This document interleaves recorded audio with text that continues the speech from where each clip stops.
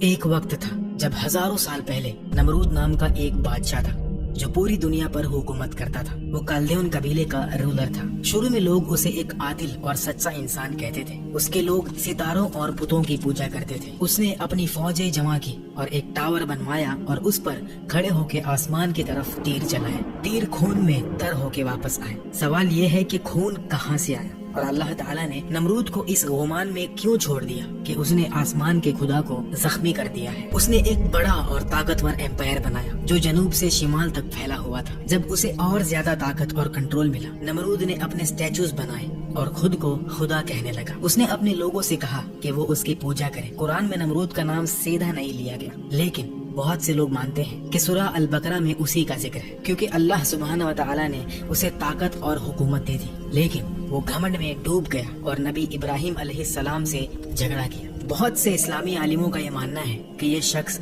نمرود ہی تھا اور وہ بیبیلون اور پوری زمین کا سب سے ظالم اور کھونکھار حکمران بن گیا۔ نمرود دنیا کا پہلا شخص تھا جس نے کہا کہ میں خدا ہوں۔ اس ظالم شخص نے بیبیلون شہر بنایا اور لوگوں کو تکلیف دینا شروع کیا۔ تاریخی منبع کہتے ہیں کہ نمرود نوح علیہ السلام کے فرزند حام کی نسل سے تھا۔ وہ حام کا نواسا اور کش کا بیٹا تھا۔ مانا جاتا ہے کہ حام کے خاندان سے آنے والے لوگ تاریخ کے شروع میں سب سے زیادہ جنگجو اور سخت حکمران تھے۔ انہوں نے انسانی تقدیر پر قابو پانے کی کوشش کی اور بڑے بڑے کنگڈمز بنائے۔ کوئی کہتے ہیں کہ انہوں نے مصر، لیبیا، عربیہ اور ہندوستان جیسے ملکوں کی بنیاد بھی رکھی۔ نمرود تاریخ میں ایک بہت طاقتور شخص تھا اور دنیا کا پہلا اور سب سے بڑا بادشاہ کہلایا۔ اس نے اناطولیہ کے جنوبی حصے جو کہ میسوپوٹامیہ کا شمالی علاقہ ہے وہاں تک فوج کشی کی اور بہت سے ملکوں کو ہرا دیا۔ منبع کہتے ہیں کہ اس نے نبی ابراہیم علیہ السلام کو آگ میں ڈالا اور لوگوں کو اللہ کے خلاف بغاوت پر ابھارا۔ پرانے عہد نامے میں نمرود کو ایک چلاک نجومی، بت پرست، شہر بنانے والا اور ظالم حکمران کہا گیا جس نے معصوم بچوں کو قتل کیا اور جنگلی جانوروں پر قابو رکھا۔ یہ بھی کہا جاتا ہے کہ اس کے سماج میں اسے اور اس کی بیوی کو خدائی مقام دیا گیا اور ان کی پوجا بھی کی جاتی تھی۔ نمرود نے خود کو خدا کہلانے کے بعد ایک بڑا مندر بنایا جو بتوں سے بھرا ہوا تھا۔ اس کی حکومت تقریباً 400 سال تک چلی۔ قرآن میں ایسی 91 آیت ہے جو ابراہیم علیہ السلام اور نمرود کے درمیان جھگڑے سے متعلق ہے۔ اس کے علاوہ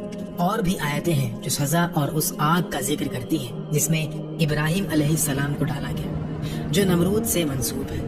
نمرود کے سماج میں بت نہ صرف پوجے جاتے تھے بلکہ لوگ یہ مانتے تھے کہ وہ کھا سکتے ہیں، پی سکتے ہیں اور بول بھی سکتے ہیں۔ لوگ ان سے کھانا، شفا اور معافی مانگتے تھے۔ ان کا خیال تھا کہ بت زندگی اور موت دے سکتے ہیں اور ہر چیز پر ان کا قابو ہے۔ لوگوں کا آخرت پر کوئی یقین نہیں تھا۔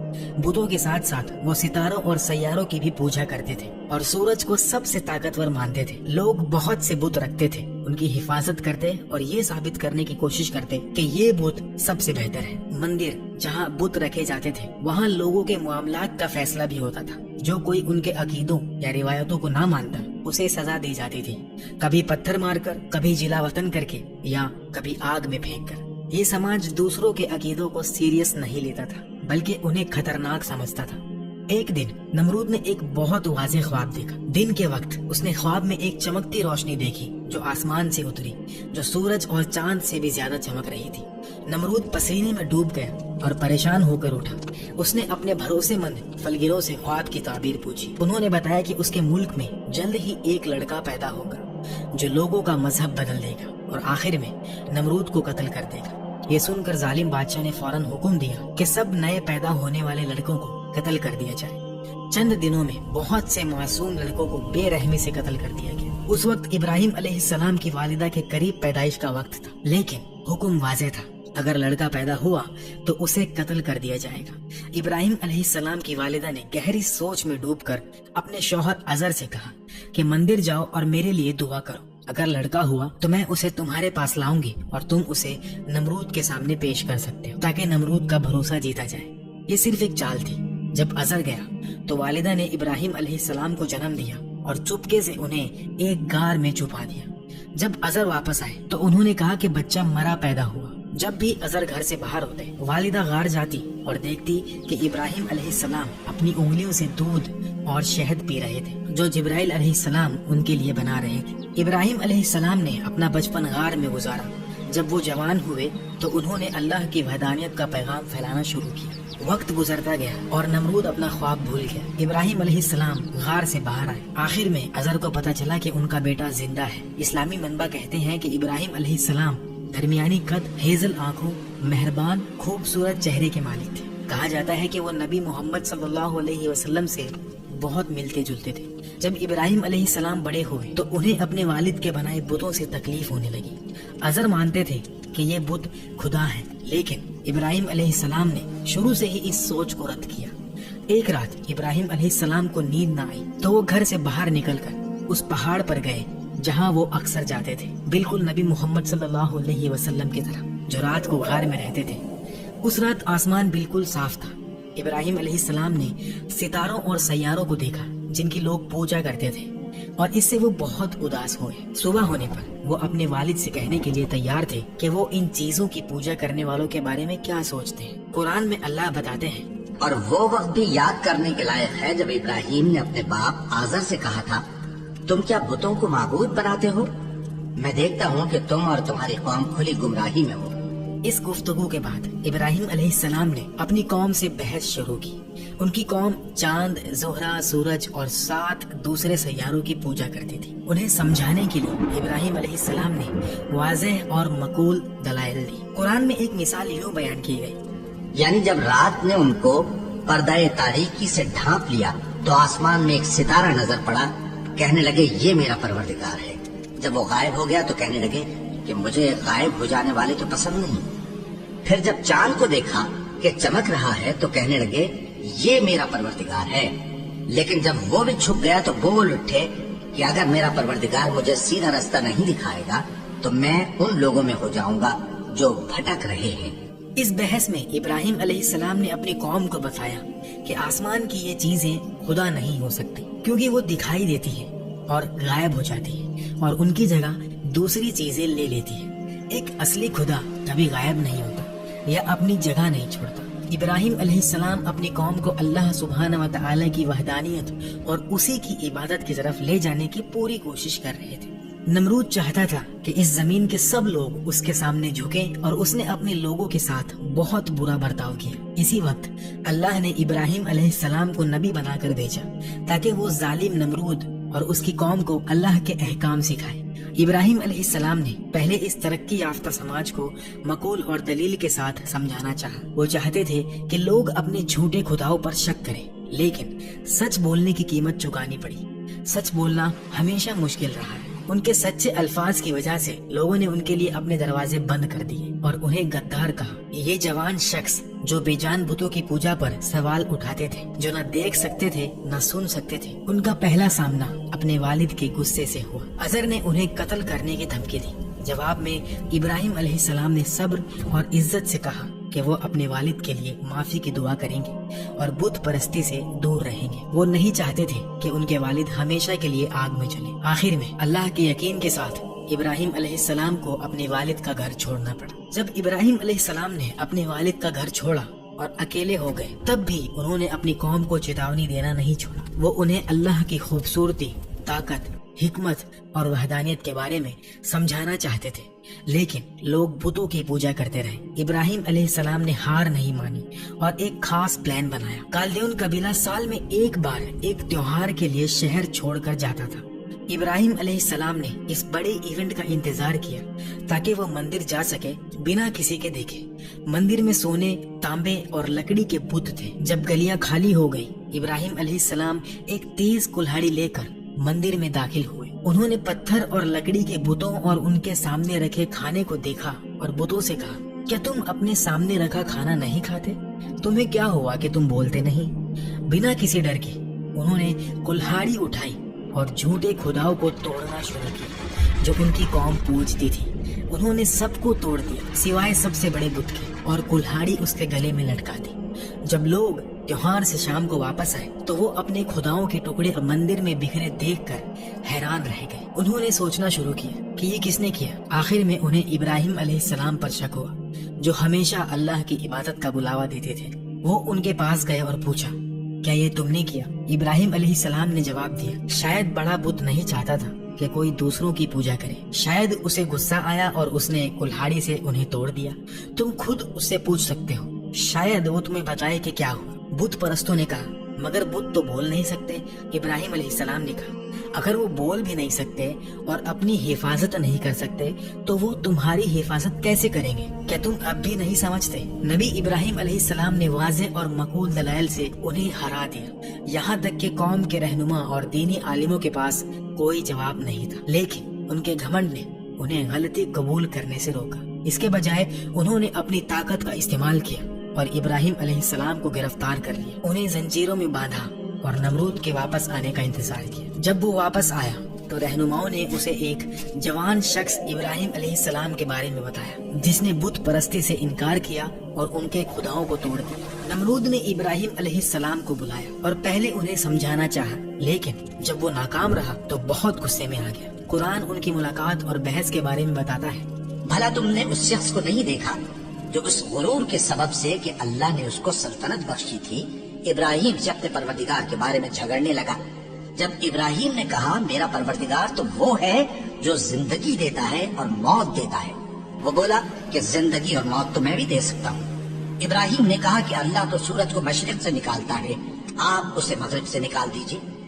ये सुनकर वो काफिर हक्का बक्का रह गया और अल्लाह बेइंसाफों को हिदायत नहीं दिया करता। जब इब्राहिम अलैहिस्सलाम ने कहा मेरा रब जिंदगी और मौत देता है, नमरूद गुस्से में आ गया। उसने अपने मशवरों को बुलाया ताकि इब्राहिम अलैहिस्सलाम के लिए सजा का फैसला किया जाए। एक ने, जिसका नाम हैनून था, कहा इन्हें बड़ी आग में जलाओ। ये तजवीज मंजूर हुई और 1 महीने तक आग के लिए लकड़ी जमा की गई। जहालत और बेवकूफी में लोग इस काम में खुशी खुशी शामिल हुए, कहते हुए कि ये शख्स हमारे खुदाओं के खिलाफ है। लकड़ी का एक पहाड़ जमा किया गया। जब आग जलाई गई तो उसकी लपटें आसमान तक उठी। आग इतनी गर्म थी कि परिंदे उसके करीब भी नहीं उड़ सकते थे। जब सब कुछ तैयार हुआ, लोग आग के गिर्द जमा हुए। इब्राहिम अलैहिस्सलाम को जंजीरों में बांध कर लाया गया। उनके हाथ और पांव बंधे हुए थे, लेकिन वो अल्लाह के दोस्त अल खलील थे। हालांकि वो एक खतरनाक हालात में थे।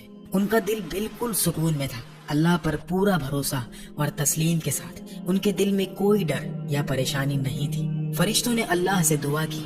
नमरूद और उसके मशवरों ने फैसला किया कि इब्राहिम अलैहिस्सलाम को आग में डालने के लिए एक बड़ी मंजनिक का इस्तेमाल किया जाए। नमरूद ने सोचा कि इब्राहिम अलैहिस्सलाम को जिंदा जलाने से वो अपने आप को खुदा साबित कर देगा। ये पहली बार था कि किसी ने उसे सच में चैलेंज किया था और वो इब्राहिम अलैहिस्सलाम के अल्फाज का जवाब नहीं दे सका। उसे शर्मिंदगी महसूस हुई, इसलिए उसने सोचा कि उसे जो खुद को खुदा समझता था, इब्राहिम अलैहिस्सलाम को उस आग में डालने का हक था जो उसने बनाई थी। उस वक्त आसमान और जमीन के फरिश्ते हैरान थे और बोले, ऐ हमारे रब, इब्राहिम जो तुझे सबसे ज्यादा याद करते हैं, उसे आग में फेंका जा रहा है। वो तेरे नबी है जो तुझे कभी नहीं भूलते, हमें उनकी मदद करने की इजाजत दे। तब अल्लाह ने इजाजत दी। एक फरिश्ता इब्राहिम अलैहिस्सलाम के पास आया और कहा, हवा मेरे काबू में है, अगर आप चाहें तो मैं आग को उड़ा दूं। दूसरा फरिश्ता बोला, पानी मेरे काबू में है, अगर आप चाहें तो मैं पानी डालकर आग बुझा दूं। तीसरा फरिश्ता बोला, जमीन मेरे काबू में है, अगर आप चाहें तो मैं आग को जमीन में निगल दूं। लेकिन इब्राहिम अलैहिस्सलाम ने सबका जवाब दिया, दोस्त और उसके महबूब के दरमियान ना आओ। जो मेरा रब चाहे मैं उसे कबूल करता हूँ। अगर वो मुझे बचाए तो ये उसकी मेहरबानी है, अगर वो मुझे जला दे तो ये मेरी कमजोरियां की वजह से है। मैं सब्र करूंगा इंशाअल्लाह। जब उन्हें मंजनिक में रखा गया और आग में डालने वाले थे, इब्राहिम अलैहिस्सलाम ने कहा, अल्लाह हमारे लिए काफी है और वो सबसे बेहतर है जिस पर भरोसा किया जाए। जब इब्राहिम अलैहिस्सलाम आग में फेंके जाने वाले थे, जिब्रील अलैहिस्सलाम आए और पूछे, क्या आपकी कोई ख्वाहिश है? इब्राहिम अलैहिस्सलाम ने जवाब दिया, हाँ, एक दरखास्त है, लेकिन तुमसे नहीं। जिब्रील अलैहिस्सलाम हैरान हुए और पूछा, आप अल्लाह से क्यों नहीं मांगते कि वो आपको बचाए? इब्राहिम अलैहिस्सलाम ने कहा, वो मेरी हालात जानता है, जिसने आग को जलने की इजाजत दी वो उसके हुक्म से ही जलती है। आग सिर्फ इसलिए नहीं जलती कि वो आग है, बल्कि अल्लाह के हुक्म से जलती है। इब्राहिम अलैहिस्सलाम ये समझते थे, इसलिए अगर आग ने उन्हें जलाया तो ये सिर्फ अल्लाह की मर्जी से होगा और वो अल्लाह की मर्जी से राजी थे।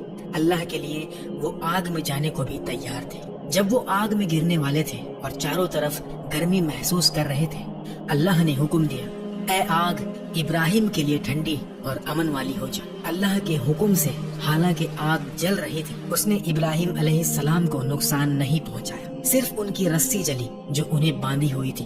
ابراہیم علیہ السلام سکون سے رہے، اللہ کی حمد و ثنا کی اور ان کا دل اللہ کے عشق سے بھرا ہوا تھا۔ انہیں کوئی ڈر یا پچھتاوا نہیں تھا۔ جو سچ میں اللہ سے پیار کرتے ہیں ان کے لیے آگ بھی ڈر نہیں لا سکتی۔ لوگ، رہنما اور پنڈت دور سے بڑی آگ دیکھ رہے تھے۔ آگ اتنی گرم تھی کہ ان کے چہرے جھلس رہے تھے اور ان کا دم گھٹ رہا تھا، لیکن تھوڑی دیر کے بعد انہوں نے ایک انوکھی چیز دیکھی۔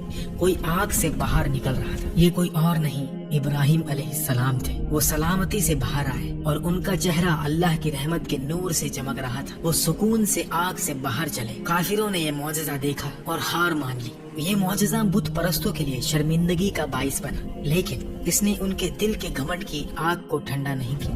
نمرود نے ایک بار اپنے لوگوں سے کہا، اگر آسمان میں کوئی خدا ہے تو میں اس تک پہنچ کر اسے ہرا دوں گا۔ اس نے ایک بڑا ٹاور بنانے کا حکم دیا۔ کوئی کہتے ہیں کہ یہ ٹاور کئی دنوں یا ہفتوں تک بنتا رہا۔ جب وہ اس کے اوپر پہنچا تو اس نے اپنا تیر کمان لایا اور آسمان کی طرف نشانہ لگا کر تیر چلائے۔ کہا جاتا ہے کہ اللہ نے اس گھمنڈ بھرے کام کا جواب دیا اور تیر خون سے لت پت واپس آیا۔ نمرود کے سپاہیوں نے یہ دیکھا اور چلائے، دیکھو اس نے آسمان کے خدا کو زخمی کر دیا۔ لیکن یہ صرف ان کا جھوٹا گھمنڈ تھا۔ اللہ نے انہیں ایک نشانی دکھائی تاکہ نمرود کو چھوٹا کیا جائے، لیکن نمرود پھر بھی نہیں سمجھا۔ وہ اپنے گھمنڈ میں ڈوبا رہا۔ اس نے ابراہیم علیہ السلام کو بلایا اور کہا، اپنے اللہ کو بلاؤ، میں اس سے اپنی پوری فوج کے ساتھ لڑوں گا۔ پھر اس نے ابراہیم علیہ السلام کو بھیج دیا۔ تھوڑی دیر انتظار کے بعد نمرود نے دیکھا کہ ابراہیم علیہ السلام دور سے چلے آ رہے ہیں، لیکن ان کے پیچھے کوئی فوج نہیں تھی۔ اس نے زور سے ہنس کر کہا، اب مجھے شرمندگی محسوس ہو رہی ہے۔ میں نے اتنی بڑی فوج جمع کی لیکن تم کسی کو نہیں لائے۔ کیا میں نے یہ پوری فوج صرف تمہارے لیے تیار کی؟ تمہارے اللہ کہاں ہے؟ اس کی فوج کہاں ہے؟ ابراہیم علیہ السلام نے سکون سے جواب دیا، انتظار کرو، وہ جلد ہی آ جائے گی۔ تھوڑی دیر بعد مکھیوں کی ایک بڑی فوج نے نمرود اور اس کے سپاہیوں پر حملہ کر دیا۔ یہ جھنڈ اتنا گھنا تھا کہ لوگ اپنی آنکھیں بھی نہیں کھول سکتے تھے۔ ان مکھیوں میں ایک خوفناک طاقت تھی، وہ انسانی گوشت کھا جاتی تھی جب تک کہ صرف ہڈیاں بچی رہتی تھی۔ اپنے سپاہیوں کو درد اور پریشانی میں دیکھ کر نمرود ڈر گیا اور بنا پیچھے دیکھے اپنی محل کی طرف بھاگا۔ اس نے دروازہ بند کر لیا اور سوچا کہ وہ محفوظ ہے، لیکن ایک چھوٹی لنگڑی مکھی دروازے کے سوراخ سے اندر داخل ہو گئی اور یہ چھوٹی سی مکھی اس کا انجام بن گئی۔ مکھی اس کے ناک سے ہوتی ہوئی اس کے دماغ تک پہنچی۔ وہاں اس نے حرکت اور بنبناہٹ شروع کی، جس سے نمرود کے سر میں شدید درد ہونے لگا۔ نمرود درد برداشت نہ کر سکا اور اپنا سر دیواروں سے ٹکرانے لگا تاکہ مکھی مر جائے۔ جب یہ کام نہ کیا تو اس نے لوگوں کو بلایا کہ اس کے سر پر ہتھوڑوں سے مارے۔ اس نے زیادہ پیسوں کا وعدہ کیا، جو بھی سخت مارے گا۔ کئی دنوں تک سپاہی اسی سر پر ہتھوڑے مارتے رہے جو 400 سال تک تاج پہنتا تھا۔ ہر بار نمرود کہتا کہ وہ اب بھی مکھی کی آواز سن رہا ہے اور وہ کہتا رہا کہ دوبارہ مارو۔ اللہ نے اس کا درد دن بدن بڑھایا، جب تک کہ ایک سپاہی نے اتنی زور سے اس کے سر پر ہتھوڑا مارا کہ وہ پھٹ گیا اور نمرود مر گیا۔ قرآن میں اللہ فرماتا ہے، ان لوگوں نے برا تو ان کا چاہا تھا مگر ہم نے انہی کو نقصان میں ڈال دیا۔ نمرود جو اپنی دنیاوی طاقت اور گھمنڈ میں مگن تھا اور اس کی بدنصیب قوم سب مکھیوں کے ہاتھوں تباہ ہو گئی۔ ان کا خون چوس لیا گیا اور ان کے جسم ختم ہو گئے۔ یہ سب انسانیت کے لیے ایک واضح سبق ہے۔ نمرود کے ٹاور بنانے، آسمان میں تیر مارنے اور مکھیوں کے ہاتھوں مرنے کی باتیں قرآن یا صحیح حدیث سے ثابت نہیں۔ یہ کہانیاں یہودی، مسیحی اور قدیم میسوپوٹومیم روایتوں سے لی گئی ہے، جنہیں کچھ اسلامی مفسرین جیسے ابن کثیر اور قرطبی نے اپنی تفسیر میں شامل کیا۔ انہیں سمبولک سبق کے طور پر دیکھا جاتا ہے جو گھمنڈ اور اللہ کے خلاف بغاوت کے انجام کو دکھاتی ہے۔ قرآن میں نمرود کا نام صاف نہیں لیا گیا، لیکن سورہ البقرہ میں ایک شخص کا ذکر ہے جو ابراہیم علیہ السلام سے اللہ کے بارے میں جھگڑا کرتا ہے اور خود کو زندگی اور موت دینے والا کہتا ہے۔ مفسرین اس شخص کو نمرود سے جوڑتے ہیں۔ اس کے علاوہ سورہ الانبیاء میں ابراہیم علیہ السلام کو آگ میں ڈالنے کا واقعہ ہے، جہاں اللہ نے آگ کو ان کے لیے ٹھنڈی اور امن والی کر دی۔ یہ قرآن سے ثابت ہے۔